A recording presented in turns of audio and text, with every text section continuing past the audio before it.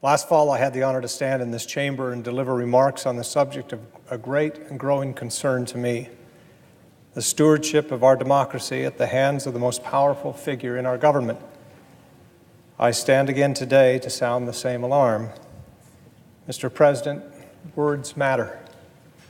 Have we arrived at such a place of numb acceptance that we have nothing to say when a President of the United States casually suggests that those who choose not to stand or applaud his speech are guilty of treason? I certainly hope not. One who levels such a charge knows neither the meaning of treason nor the power that the words of a president carry. And if we are numb to such words, then we will surely regret that we failed to defend our colleagues in the Congress against such a vile remark. But our silence will also mark the day that we failed to recognize that this conduct in an American president simply is not normal. I wish I could stand here today and say that my words of last October have been proven wrong, that I had been unfair to inveigh against the daily sundering of our country, that I had been mistaken about the personal attacks, that I had exaggerated the threats against principles, freedoms, and institutions, the flagrant disregard for truth and decency, the reckless provocations, most often for the pettiest and most personal reasons that have nothing whatsoever to do with the fortunes of the people that we have all been elected to serve. I wish I could say that I had been wrong, but I cannot. I have seen the President's most ardent defenders use the now weary argument that the President's comments were meant as a joke, just sarcasm, only tongue-in-cheek. But treason is not a punchline, Mr. President. The President said that the State of the Union address was meant to promote and encourage unity in government. Then why follow up less than a week later with this divisive and harmful rhetoric? Unity is not secured in a speech.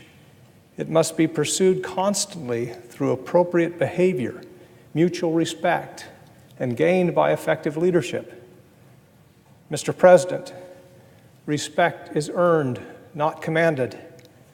Applause signals approval of an idea, not loyalty to one's country. Our Democratic colleagues love this country as much as we do. To suggest otherwise is simply unconscionable. None of us in Congress pledge loyalty or service to the President. This is not a royal court. Our oath is to the Constitution and to the people. As members of Congress, we must never accept undignified discourse as normal because of the requirements of tribal party politics. None of this behavior should ever be regarded as normal. We must never allow ourselves to lapse into thinking that this is just the way things are now.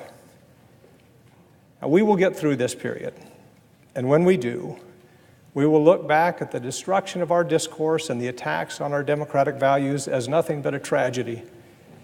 May we also be able to say that they were an aberration. But that, my colleagues, is up to us.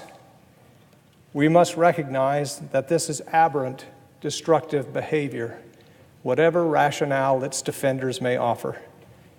And we must never shrink from opposing it. For it is in the opposing this behavior that we defend our norms, our ideals, and our values. It is in opposing this behavior that we stand for decency. Thank you, Mr. President. I yield the floor.